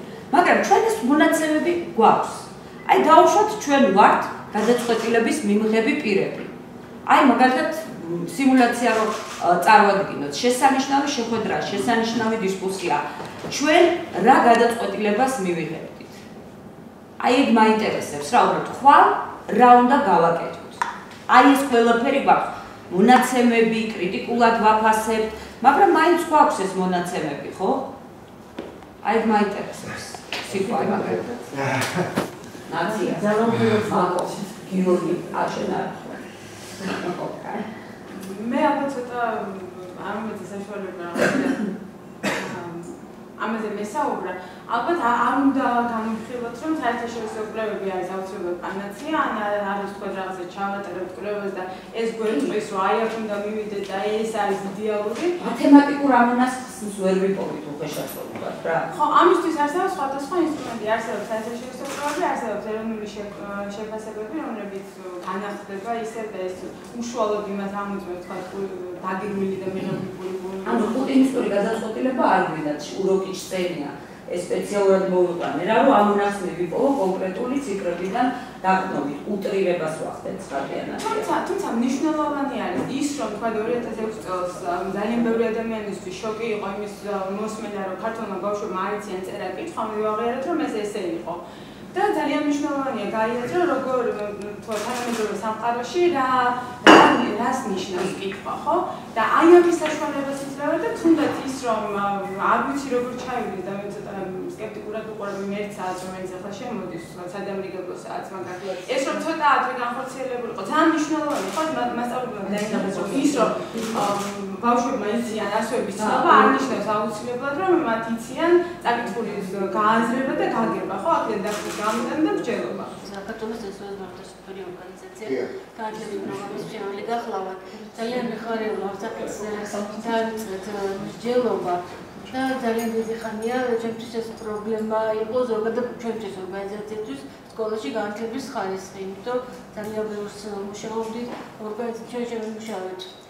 განათლების ფორმალური განათლების პოლიტიკის დოკუმენტი და განათლების ხარისხის გაუმჯობესების პროექტები დაიწყეს საჯარო სკოლებში. თუმცა შემდეგ გამოჩნდა, რომ სკოლის დირექტორებმა უფლება არ მოგცეს რაღაცა ეს პროექტები 2012 წელს დაიხურა და ვერ მახორციელებთ, მაგრამ არც ჩვენ დიალოგიდან გამომდინარე ძალიან მიხარია რომ განათლების პოლიტიკა შეიმუშაოს ჩვენ ქვეყანა და გამოცდილების გაზიარება შემიძლია იმ მხრივ, რომ განათლების პოლიტიკა როცა შემუშავდება, შემდეგ შემუშავდება ხარისხის კრიტერიუმები, თითოეული რაღაც იქნება თემები განათლების პოლიტიკის დოკუმენტის და შესაბამისი კითხვარები ყველა სკოლად განიხილავს ამას და იქნება ხარისხის გზამკვლევი კითხვარები, რომელსაც პასუხს გაცემს ჩაატარებს თითოეული სკოლა, სადაც ეს სამკუთხედი ბავშვი, მშობელი და სკოლა მიიღოს მონაწილეობას, სადაც შეფასდება როგორც სწავლისა და სწავლების გარემო, შეფასდება მასწავლებლის კვალიფიკაცია, შესწავლება სწავლების გარემოს ზოგადად სკოლაში არსებობს ყველაფერი ეს მართლაც ქმნის სასწავლო გარემოს ბავშვების განათლებისთვის და ყველაფერი თამაშობს მნიშვნელოვან ნაწილს. და თითოეული სკოლა იმის მიხედვით, რაც შედეგსაც მიიღებს აქტის შეფასების შედეგად, შეიმუშავებს შედეგებიდან გამომდინარე შეიმუშავებს სამოქმედო გეგმას მომავალისთვის, მომდევნო პერიოდისთვის, როგორ უნდა გააუმჯობესოს სკოლაში არსებული გარემო. და მე მგონია, რომ ეს გადაუჭრელი საკითხი არ იქნებოდა ახალი ყველა სკოლა იხელმძღვანელობს ჩემი განათლების სისტემა ერთი მაგალითით, ერთი პოლიტიკის დოკუმენტით და ყველა ჩაატარებს იმ სამუშაოს, რა საჭიროებაც აქვს მის კონკრეტულ სკოლაზე. ზოგადად ეს იქნება დადარჩების მაგალითი მთელი ქვეყნისთვის. ბევრი საკითხი წამოვიდა, რომელიც საინტერესო იყო, მაგრამ ამ კონტექსტში და ყველა იმ საკითხზე რომ ვილაპარაკოთ, საკმაოდ პროსტავა და მე საკმაოდ პროსტავა, ამიტომ პრინციპში პირდაპირ დავაკავშირებ ჩემ კითხვას იმას, რაც თემატიკაა დღევანდელი იმის საერთაშორისო კვლევები და განათლების პოლიტიკა. მაინტერესებს ამდენად გვაძლევს საერთაშორისო კვლევების საჭიროა თუ არა ჩემი აზრი, მაგრამ რა თქმა უნდა საჭიროა, თუმცა სხვა პრობლემების გამო, მაგრამ მაინტერესებს იგივე განათლების პოლიტიკასთან და რეფორმასთან მიმართებაში.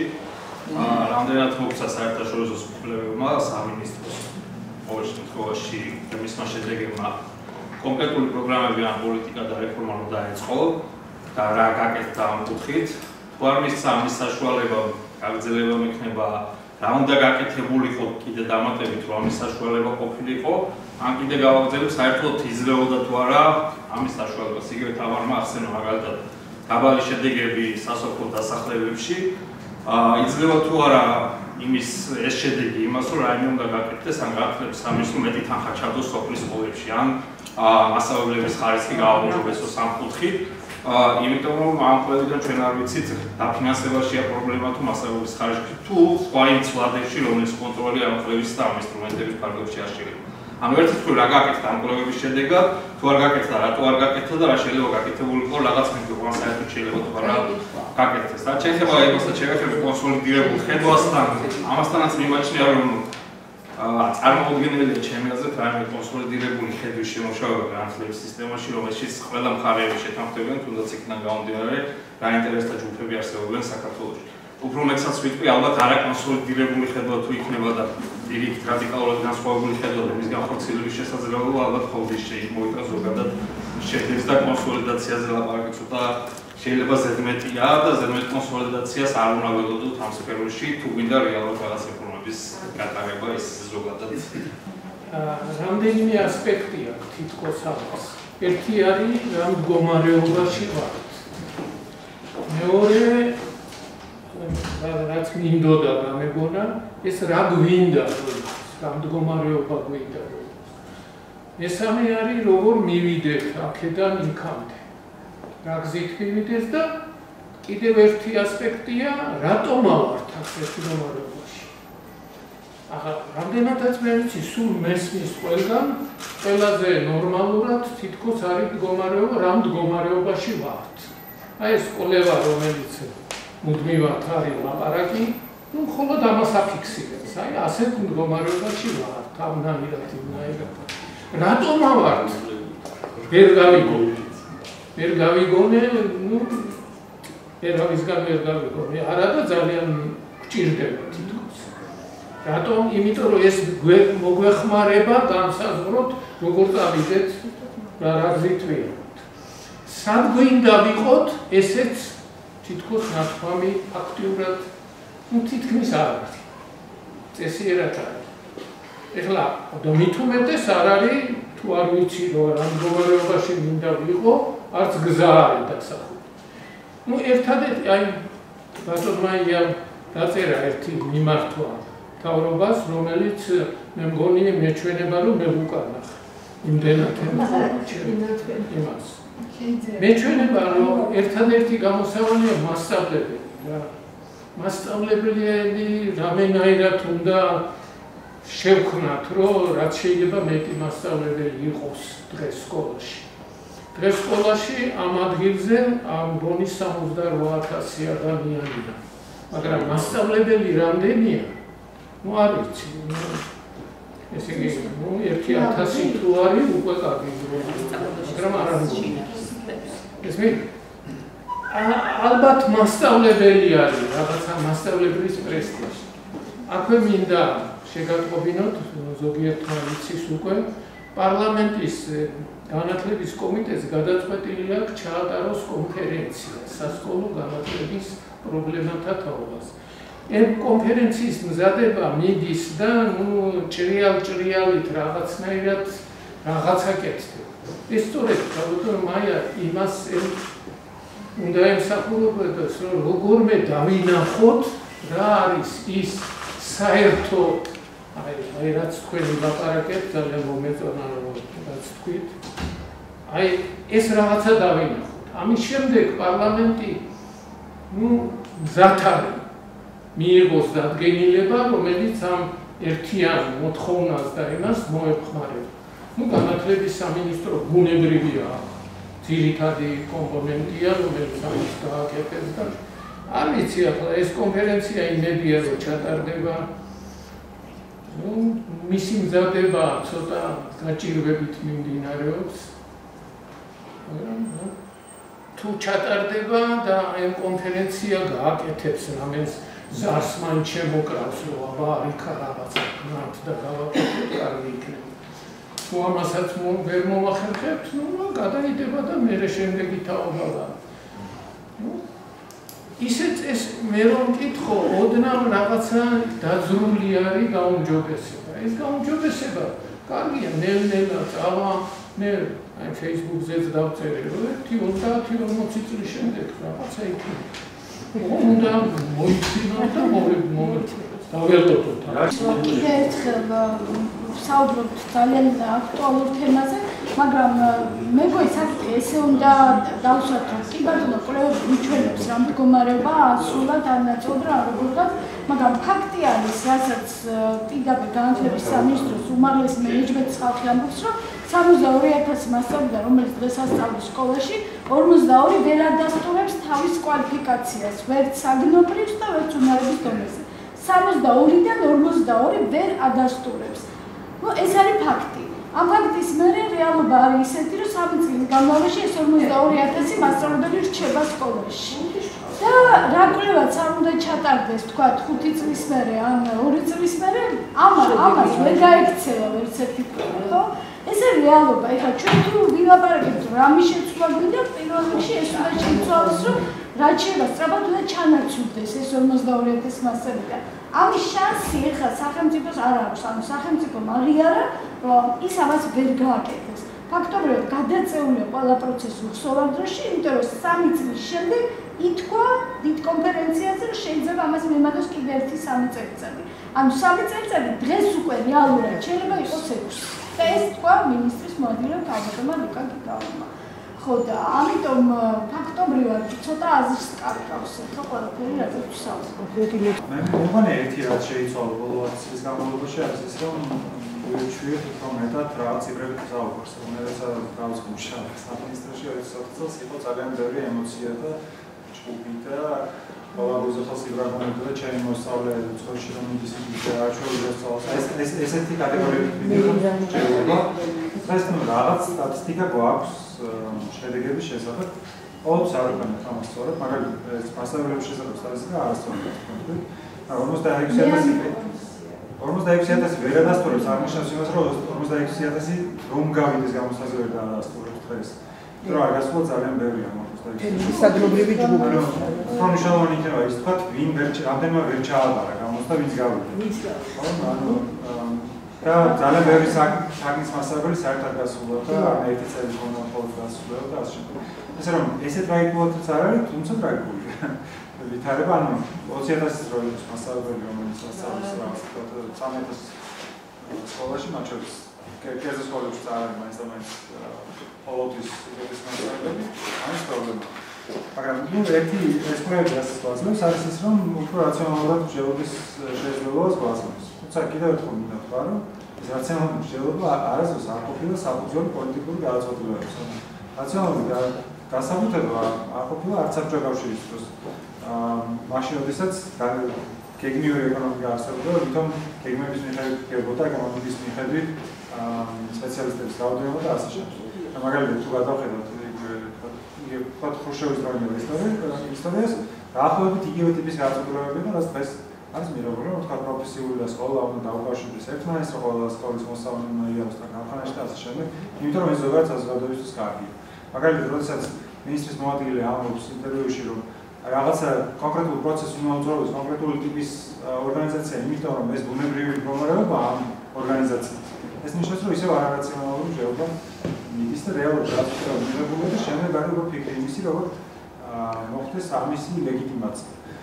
შესაბამისად, რაციონალური მხარე კარგია, მაგრამ არ უნდა ველოდოთ, რომ რაციონალურ მხარეს დაეხმარება ყველა ადამიანი, იმიტომ რომ ჩვენ საზოგადოება არ დგას მაინც რაციონალურ საფუძვლებზე, ხო?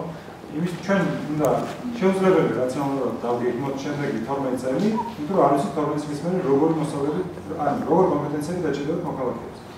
ანუ რეალურად თუ წარმოვიდგინოთ, როგორ იქნება ცხოვრება 20 წლის შემდეგ, მაშინ როდესაც დღევანდელი პირველკლასელები და დაამთავრებენ უნივერსიტეტს.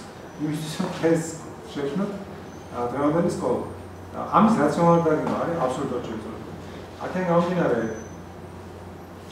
ჩემი ინტერესი ამ დისკუსიაზე იყო ის, რომ დაფიქრებული ვიყავით ამაზე, იმიტომ რომ ჩვენ სულ გვესმის ერთმანეთში ვლაპარაკობთ იმას, რომ აი ვიღაც არასათანადოდ გეგმავს, ვიღაც არ გვიგება ეს რაღაცა პრაგმატულად არ არის მიზანი, მე არ არის კონკრეტული გზა და ასე შემდეგ. ეს ყველაფერი არის შესაძლებელი გარკვეულ შეზღუდვების ფარგლებში. ეს შეზღუდვები არის იმდენად დიდი, გარკვეულობა არის იმდენად დიდი, რომ ჩვენ რეალურად დავფიქრეთ იმაზე, როგორი განათლება მოგწონს და აქედან გამომდინარე დავიწყოთ ჩვენი ნაბიჯები. და არა ის, რომ ვიყოთ აბსოლუტურად დასწორებული, რომ თუ სწორ გზას შევარჩით 20 წლის მერე გვეყოლება ისეთი სკოლა დამთავრებულები, როგორც მინდა. 20 წლის მერე გაიქცა მე ნამდვილად თქვით და დაიგეგმა. ისიც რა 20 წლის მერე გაიქცა. მაგაში არის საქმე, ხო, ჯერდი არიან ადამიანები, რომლებიც მაგაში შეფასებენ. რო ეგიცოდნენ. რა უნდა შეიძლება კავტონაია, კავტონა.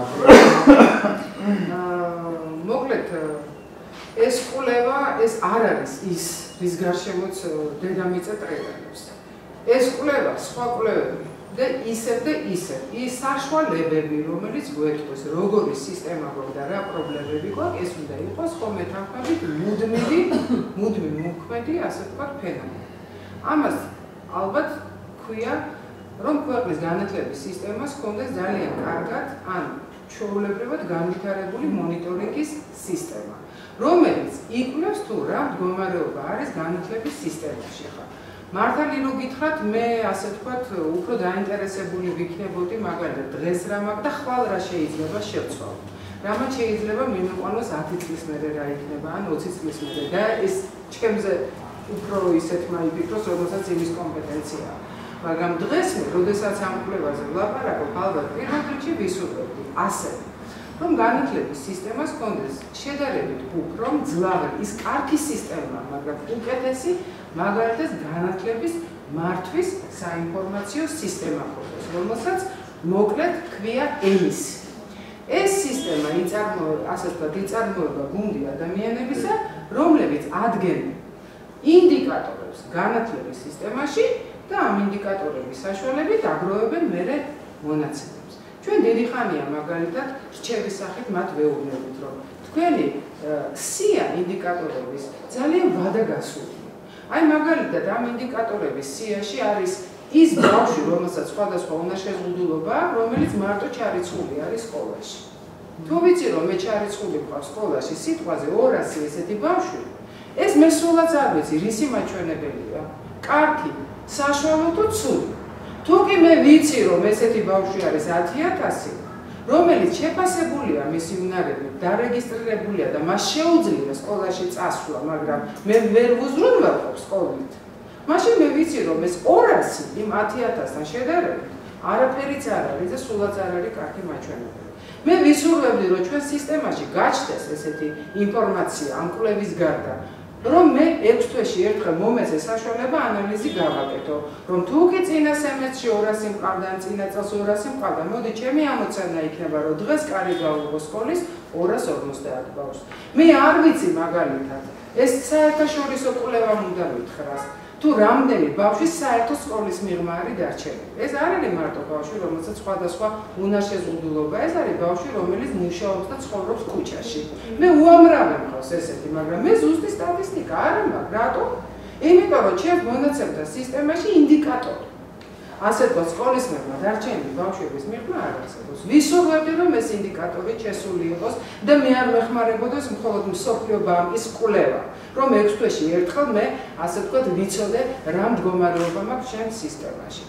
ასე რომ ეს კვლევები და სხვა ინსტრუმენტები როგორც ხედავთ ჩვენ ძალიან მნიშვნელოვანია, იმიტომ რომ როდესაც მე ვიცი ჩემი სტატისტიკა, უკვე ჩემს არგუმენტს ვერ აღუდგება წინ, იმიტომ რომ მე გეუბნებით ფაქტს.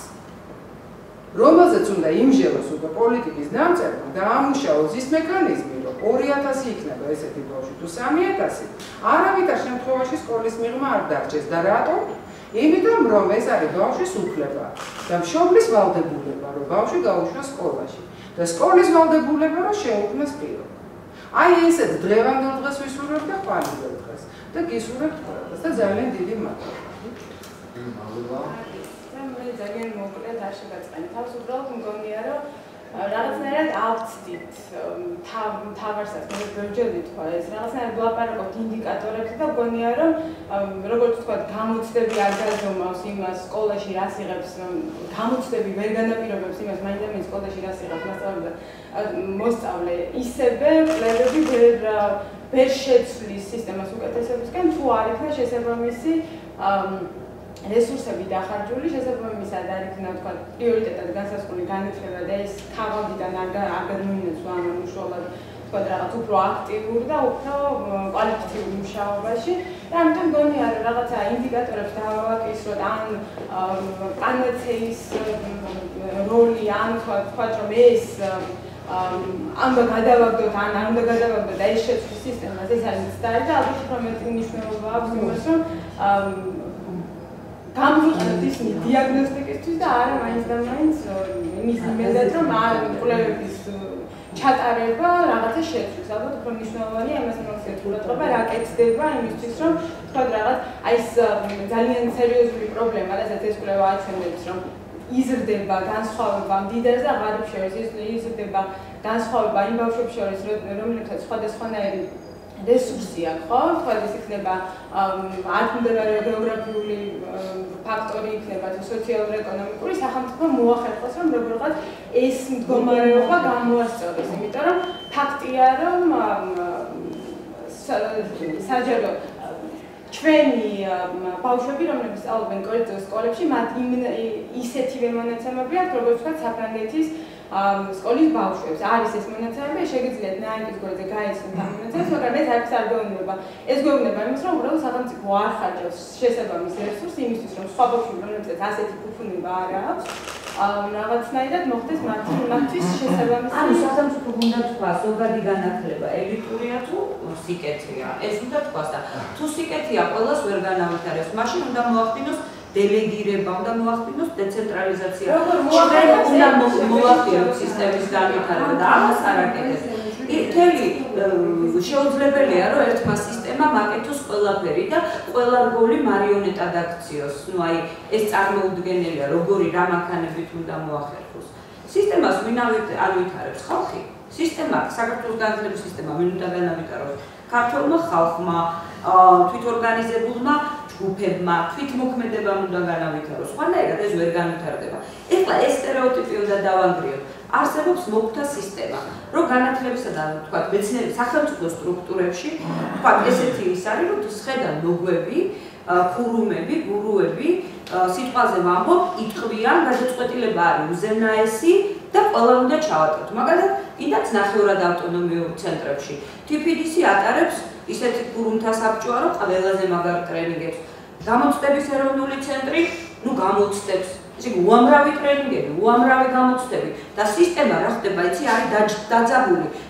ელოდება ტრენინგ პროვაიდერს, უმაღლეს ჭეშმარიტებას, ელოდება ტესტებს, რომელიც ცოდნის უმაღლეს ღირებულებებს გაზომვას. ანუ მე მოქალაქეს არაფერი არ რჩება. გესმის? და ეს თუ არ დაირღვა, თქვა სახელმწიფო ამგვარ სერვისებზე თუ არის არა თქვა გამოცდების ეროვნულმა ცენტრმა თუ არ გადახედა თავის პოლიტიკას და რადიკალურად არ შეამცირა გამოცდების რაოდენობა მასწავლებელთა პროფესიული განვითარების ცენტრმა იგივე თქვა ტრენინგ პროგრამებთან დაკავშირებით აბატონო მაშინ რა გამოდის იცი მე დავშტები და ვეთქვი ჩემს კოლეგებს მასწავლებელთა პროფესიული განვითარების ცენტრში რომ მასწავლებელმა არაფერი არ იცის შენი ბრალია თქვათ გამოცდების ეროვნულ ცენტრში, ნუ ახლა შენი ბრალია რომ ხალხი ამდენ ფულს ხარჯავს რეპეტიტორებში და საერთოდაც ვერ ზომავ კარგად ცოდნას. იმიტომ სისტემა არის დასანგრევი, გესმის? ხისტი ცენტრალიზაცია, ზევიდან მოდის 10 მცნებები პერიოდულად და ჩვენ რა უნდა გავაკეთოთ და ეს უნდა ასე ვთქვათ მივიღოთ. ესეც გადასახედია ჩემი აზრით. მე მინდა უბრალოდ მომენტ შევაჯამო შენადები დისკუსია ძალიან მართლაც მომენტ. თავდაპირველად როგორაც იყო მოწოდებული ჩვენთვის ყველა მონაწილისათვის თუ რა მიეძღვნებოდა ეს ამბავი ზუსტად თითქოს ყველაფერს შევეხეთ საერთაშორისო კვლევებსაც ეროვნულ პოლიტიკასაც გავლენას კვლევების პოლიტიკაზე თუ ასე თითქოს ყველაფერს ამას შევეხეთ მაგრამ მე აი ამ მთელი ამ დისკუსიიდან და დიალოგიდან და მოხსენებებიდან დამჭა შტაბეშტილება არსებობს. რა არის არსებითი? ჩვენთან არსებითი და რაზეც არ გვიმშია. და შეიძლება სხვა დროს ამაზე ვიმშევოთ. ჩვენ მაგალითად არ გვიმშელია თუ რას ნიშნავს ჩვენთვის ქვეყნის ეროვნული პოლიტიკა ამა თუ იმ საკითხში და ვისაუბრეთ მხოლოდ იმ რიტორიკაში, რომ ეროვნული პოლიტიკა უდრის სახელმწიფო პოლიტიკას. მაგალითად ამაზე არ გვიმშელია. და მაგალითად არ ვისაუბრე იმაზე თუ არსებობს თუ არის საერთაშორისო გამოცდილება განათლების პოლიტიკის ეფექტიანობის კვლევებისა, რომელიც შეიძლება გაგხმარებოდა ჩვენ ეროვნული პოლიტიკის ფორმირებაში. მაგალითად, ჩვენ არ ვისაუბრე მაგალითად იმაზე, რომ და როგორი გვინდა რომ იყოს ეს ეროვნული პოლიტიკა უდრდეს სახელმწიფო პოლიტიკას თუ არა, როგორც ვთქვათ, რაღაცა ნიშნებით ვისაუბრა თამარ. ყველა შემთხვევაში ძალიან დიდი მადლობა თქვენ ამონაწილეებისთვის. მე მგონია რომ არავის არ აქვს იმის ილუზია რომ აქ ჩვენ გადავწყვეტით საქვეყნო საკითხს. ჩემი სურვილი ჩემთვიდან იქნებოდა ის რომ ამდაგваრი დისკუსიები და დიალოგი ყოფილიყო თანმიმდევრული და მიზანმიმართული. თუ კი გვინდა რომ ეს შედეგი დიდი მადლობა.